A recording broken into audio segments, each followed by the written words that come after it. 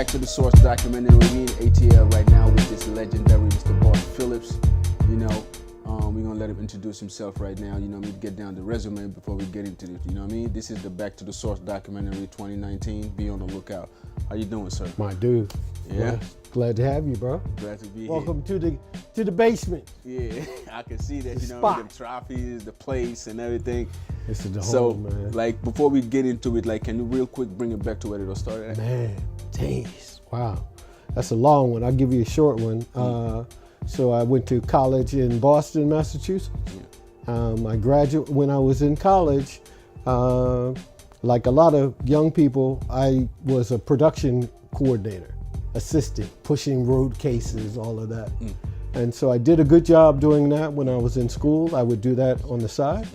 And so I got a job right after school, and they take me out on tour. And I was blessed to work for Prince, Luther Vandross, so many artists. And that was the way I got in with a lot of classic artists. And for a couple of years I did that, and then I went and partnered with another brother who was on tour with them, with Luther at the same time. And his son was Jermaine Dupri. And that's really how he and I partnered up. And Jermaine, he's like my little brother. He was 14 years old, and he discovered this group, Crisscross. And next thing you know, we take it to New York, we get a little record deal, little small deal, and then they realize these little kids are amazing. We get a bigger deal, and next thing you know, Jump comes out, and just, it's the biggest record in the world. And just everything changed at 24 years old. My life changed. Wow. And right after we had Crisscross, then I had signed a group called Arrested Development. And that was the group I brought to the table, And just amazing journey with Arrested Development and Crisscross, just growing. Arrested Development was classic. Yes, and bro. Still classic. Traveled all around the world with Yeah, them. definitely. You know? I've got Grammys and Oscars, Oscar nominations for best songs in movies, and MTV awards, and so many great things happened with Y-Dee. Yeah. It was a blessing. So evolved from that, and I get hired at Sony Music, and they give me a job there. And as soon as they hired me, it was like they needed help. Jermaine's got his little label in Atlanta, So Def, and they say, go to Atlanta. And so I come to Atlanta, and I ran So Def. And everything changed when I moved here. How long you ran So Def, and what was your main position in there from the jump? Man, I was the vice president. Okay. Yeah. It was, his father went to New York, and he became the big president of Columbia. So I came here and ran So Def for his son. Okay. Yeah, that was, wow, that was 90s. You know? Everything changed. How was the music industry was like back then comparing to now after 40 plus years, if you look at hip hop today? Wow. Well, you know, a lot of that was before my time, when it really first started off with a lot of the real early stuff in New York. But when I came to Atlanta, it was trying to find its home of who Atlanta was. It was trying to find its voice in what kind of music Atlanta was. And that's when, you know, Jermaine was here, and then you had LaFace, and then you had L.A. Reid and Babyface LaFace, and then you had the amazing sound with that whole crew with Outkast and the Dungeon crew, and that whole thing. It was so much. Everybody, the thing about Atlanta then, I really wish we could work together more as a people. I wish if we all were together, Atlanta would have been even more bananas. If you just think about everybody working together instead of having little pockets. But I feel like that live music was something that really gave Atlanta its sound, you know? Hearing live bass and drums in songs, you know? Yeah. Thinking about it, like, how did you manage to sign all those artists that finally became classic from the Braid? Besides Criss Cross, of course, you have Jagged Edge and what's his name again? These artists that just came and people started labeling them like as one-hit wonders, just like Jake One and all of that. Like, as a vice president of a record label, how do you look at that? That's hard, you know, because, you know, Jermaine was so young, but he's so ahead of his time. So it was funny when we were doing So Def, all of the big artists, international, not all, but most, were signed to other record labels. LaFace had Usher.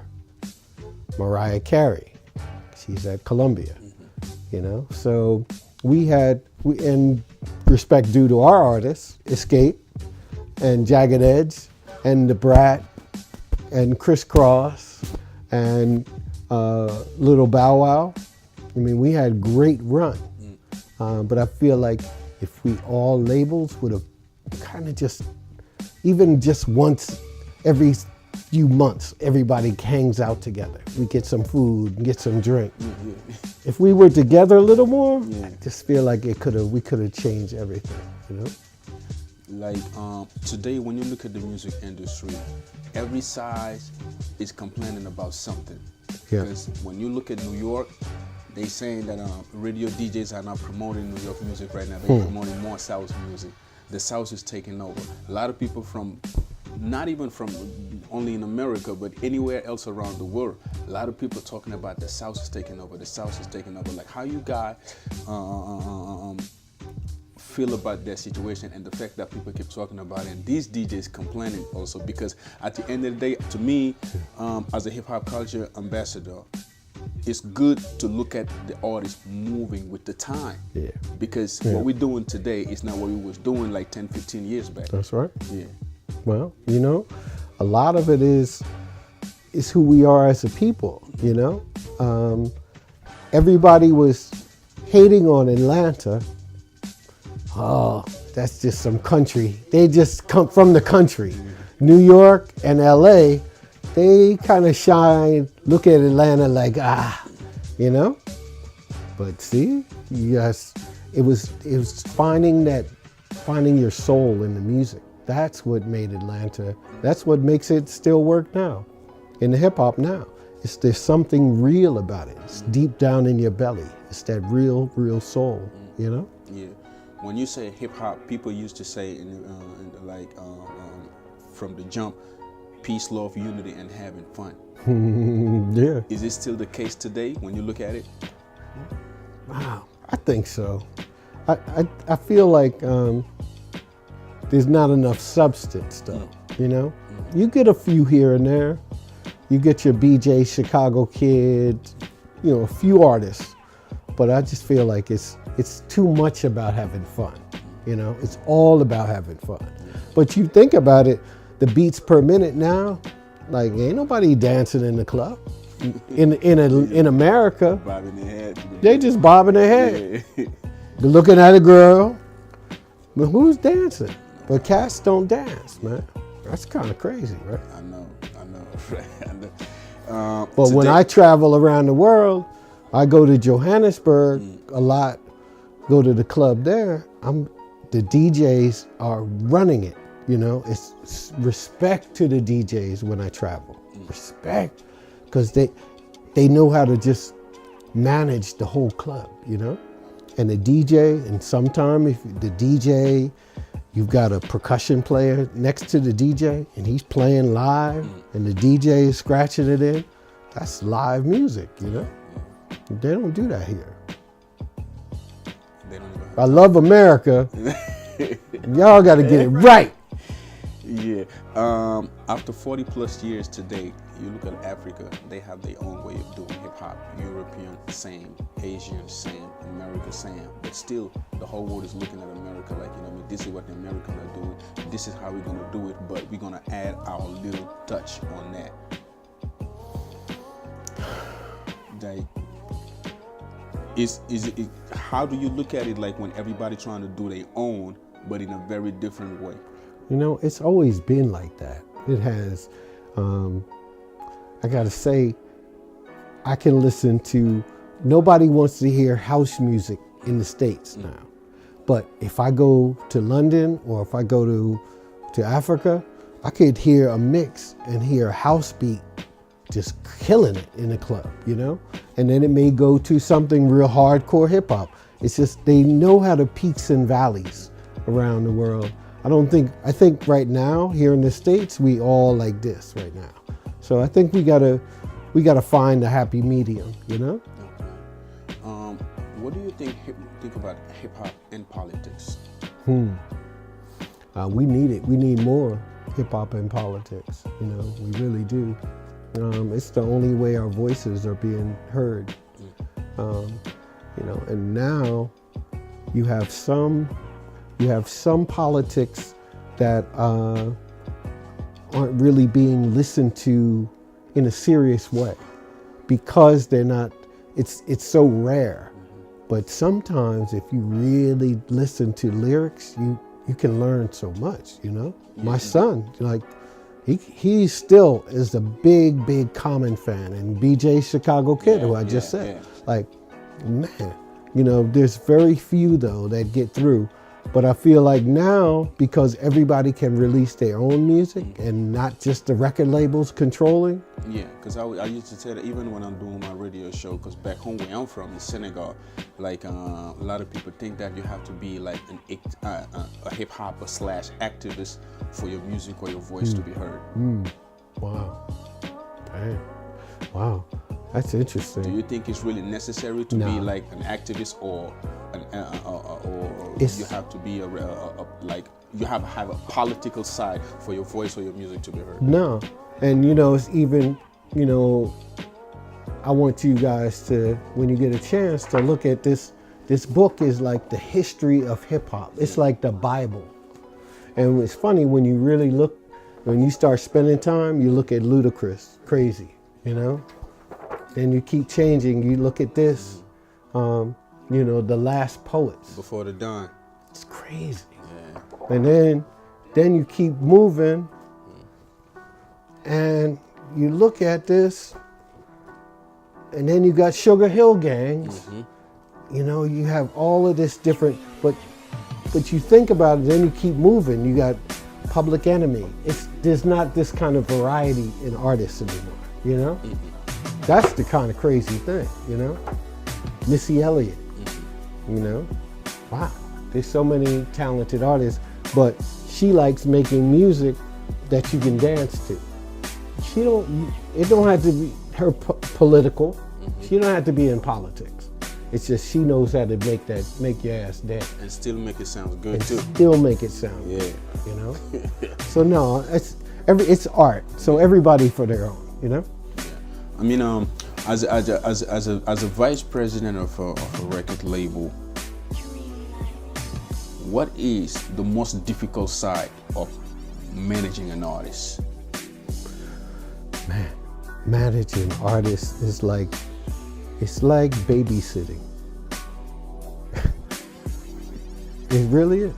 So this one here, for example, this group Escape. We sell 2-3 million albums on the first one. Each of the girls you have to deal with differently. They all kind of a little bit left of center, So everybody has their own way of dealing with stuff, but I will say that managing groups, especially when you have a variety, Little Bow Wow, he's 12 years old. I'm in the hotel with him on tour, him and his mom. He sneak out of his room at night and knock on everybody's door, and he'll go to the front desk and And because he's a big superstar, he could go to the front desk and say, "Oh, I lost my key. Can I have my manager's key? Because he's not answering." And he act like he's crying. They give him a copy of the key to get in my room, and and he put whipped cream all over your, shaving cream all over your face, and all kind of. So you got a little kid who's a star, a mega star, like Michael Jackson level when Bow Wow was big, So then you got Jagged Edge. Oh, then you got four guys, and they feeling themselves, if you know what I mean. I feel you. They always feeling themselves, and then you got to deal with them. So, it's all, it's like babysitting, it really is. Like, they're like your kids, This is the Back to the Source documentary. We're trying to, bridge that gap together between 3 or 4 continents. Yeah. Do you have a message to the whole world that's watching this right now? Yeah, wow, that's a great question. The message is enjoy the music. Be thankful for great music, Search for great music. It's so easy to find now because we're living in a digital world. Find great music, and when you find something that you really, really, really like, it may only be 10,000 other people that like what you like. Let that person know, because cats out here, man, they need love, that are putting their whole life into making songs. All artists need love, man, So I say that, all of the people listening to music, new, old, young, like, be supportive of all the artists, because they're all independent mostly now, Are most of the record labels today running their own label like they supposed to? Because a lot of artists are complaining about contracts today. Today contracts are bullshit now. Yeah. The CEOs are not really taking care of the artists the way they're supposed to. Artists getting cheated on about their money. Bro, when I was working at Sony and Warner Brothers, we would make music videos for, I made a Mariah Carey video for $1.5 million. I made Jermaine Dupri video, him and Jay-Z, Money Ain't a Thing, $1.2 million. That money it all came back to the artists back in the day. The labels were taking advantage of everybody. So the labels pimped everybody out back in the day. That party is over. The labels still want their cut, It's a different day now, So now I think the labels took advantage, and they're just trying to get used to ways of making money and being profitable, but being fair to the artists. But I guess to answer your question, it's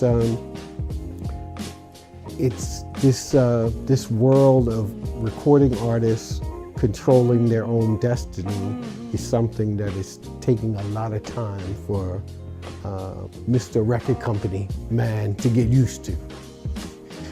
What about the artists that go independent now? Do you think it's the right thing for them to do? A lot of them, yeah. Because, if there's a guy that just raps and plays acoustic guitar and he's got a fan base, there's a whole world. He can put his song out or put his music out, and there may be 50,000 people in the whole world that like this man. Well, he can eat off of that money because it's his money. You know what I mean? It may not be the big albums, but you can find success if you do it the right way now, Definitely. That's the beauty of right now. A lot of people saying that the digital wave is hurting the record labels for today. Fuck that. All good. What do you want everybody to know about Bart that they don't know about? Man, wow.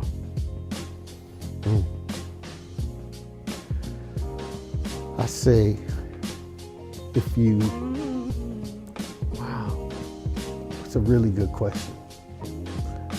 I would say follow your destiny, follow your dreams. You're asking me a different question, but it's making me want to answer to something that I've been thinking about. Talk to the young you. You know, and that is, when you're thinking about something, stay with that thought and just go with your thought. You know, go with your first gut instinct. Follow that dream. You know, follow the dream. So it's not his question, but it's a question I'm supposed to tell the camera. So, let's. One last question. Yes, brother. What is the most dangerous thing about this music industry? One word. Girls.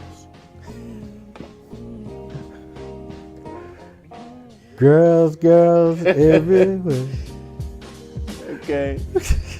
Back to the source. International 2019-2020. Be on the lookout. Point blank. Mr. Bart Phillips is in the house. Serious business, okay?